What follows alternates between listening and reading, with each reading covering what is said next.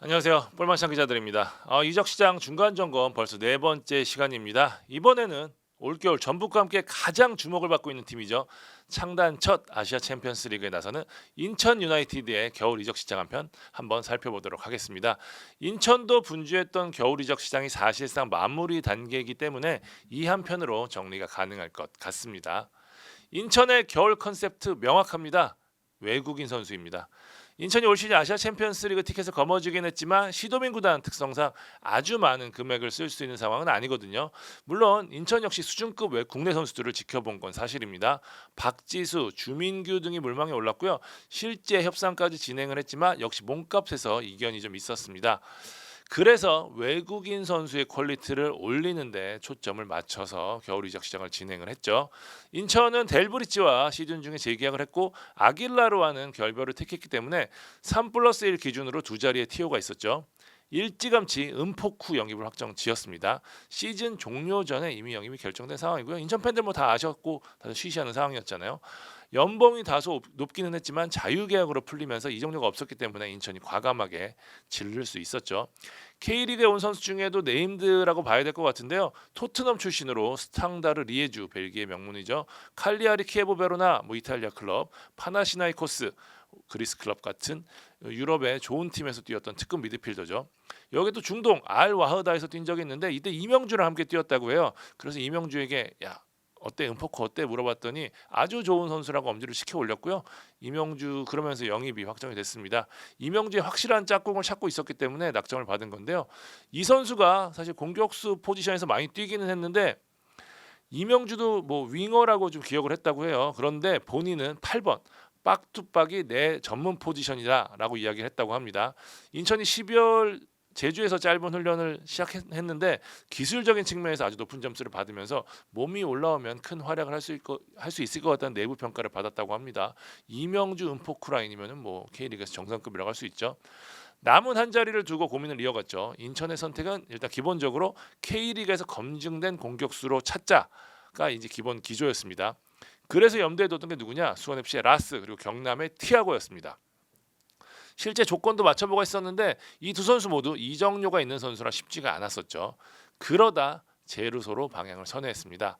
에르난데스가 있기 때문에 여기에 또 반대쪽에서 솔로 플레이와 속도를 더해줄 수 있는 선수를 찾으면 좋겠다라고 했었고 제루소라면 공격을 업그레이드 시켜줄 수 있는 최상의 카드라는 판단을 내렸죠. 제루소는 이 제주와 계약이 만료됐기 때문에 또 제주와 최종적으로 재계약 협상이 결렬이 됐거든요. 그렇기 때문에 이적료가 없었다는 장점도 있었고요. 문제는 경쟁이었습니다. FC 서울이 영입을 추진하고 있었죠. 당초만 하더라도 제루소가 서울행을 원했습니다. 연봉도 제주 때와 같은 금액을 맞춰준다고 했고요. 하지만 인천은 그 수준을 맞춰줄 수 없었기에 한참 밀리고 있었고 계약 기간에서 이견이 있었지만 제루소가 서울로 갈 가능성이 아주 높았던 상황이었습니다. 인천이 승부수를 띄었습니다. 정성이었어요. 정성. 임중용 실장발 편지를 씁니다. 직원들이 막 안 되는 영어로 구글 번역기 돌려가면서 4장짜리 편지를 썼다고 합니다. 우리는 뭐 너를 K리그 최고의 공격수로 생각한다. 너를 중심으로 공격을 짜겠다 등등 내용을 해서 보냈는데 필요하면 너를 만나기 위해 미국까지 가겠다고 했고 뭐 전력강화 팀장 그리고 뭐 조성환 감독까지 갈 수 있다라는 의지를 보였고 실제로 비행편까지 준비하면서 기다렸다고 해요. 제르소가 이 편지를 받고 감동을 받아서 에이전트한테 바로 카톡을 보냈대요. 인천으로 가는 방향도 한번 생각을 해보자고 했고 이때 또 인천이 계약 기간을 추가로 늘려주면서 커뮤니티 보니까 이제 구체적인 기간도 나왔는데 그 기간이 맞습니다. 제루소의 마음을 완전히 샀습니다. 그러면서 영입에 성공을 했죠. 필요한 포지션 보강도 빼놓지 않았습니다. 이주영이 빠져나가 왼쪽 윙백 자리에 자유계약이 된 김상원 영입을 확정지었고요. 강민수가 떠나면서 뎁스가 약해진 중앙 수비에 김현수가 더해졌죠. 그러니까 여기 3백을 쓰니까 4번 자리에 선수가 필요했는데 김현수만한 선수가 없다는 판단하에 사실 다소 떠날 때는 좀 아쉬운 모습들이 좀 있었는데 어쨌든 인천 입장에서 이만한 선수가 없다는 생각이 다시 받아줬고요. 오재석이 대전으로 가면서 트레이드로 권한진을 받았죠. 김상원과 권한진 모두 조성환 감독이 제주를 이끌던 당시에 함께했던 선수들이고요. 특히 권한진 같은 경우는 2년 전부터 영입을 추진할 정도로 원했던 선수, 또 3백의 가운데에서 리딩을 할 수 있는 선수이기 때문에 아주 큰 힘이 될 전망입니다. 여기에 또 문지환, 정동윤, 지현학 같은 전역생도 있죠. 여기에 방점을 찍으려고 합니다. 다들 아시죠? 무고사입니다. 무고서. 사실 인천의 돈으로는 무고사까지 더하기 쉽지 않았는데 이미 뭐 은폭구 제루소에 꽤 큰 연봉 지출이 있었거든요. 하지만 무고사기 때문에 이야기가 달라졌습니다. 무고사라면 추가 지출도 가능하다는 사인을 받고 추진에 나섰죠. 무고사 뭐 알려진 대로 인천에 대한 애정이 워낙 큰 선수잖아요. 사실 뭐 빗셀 고백 떠날 당시에는 워낙 또 이 금액 차이가 컸기 때문에 그런 선택이 있었지만 무고사는 K리그로 돌아온다면 인천으로 올 거다는 이야기를 계속해서 했었고요. 여기에 또 인천도 공을 들였습니다. 전달수 대표이사가 무고사 결혼식을 치른 몬테네그로까지 갔다 왔다고 하더라고요. 사실 무고사에게 여러 오퍼가 있었습니다. 일본에서 부진한 모습 보이면서 이제 K리그 정상급 클럽들이 관심을 보였고 가장 적극적인 클럽 어디였냐? 대전이었습니다. 대전은 제가 알고 있기로는 연봉을 꽤 세게 부른 걸로 알고 있는데 무고사의 뜻이 워낙 완강했습니다. 그러니까 무고사는 말씀드린 대로 K리그를 오게 되면 무조건 인천 유니폼을 입는다라고 보시면 될 것 같은데 관건은 역시 빗셀 고베입니다. 고베가 무조건 풀어줘야 가능합니다.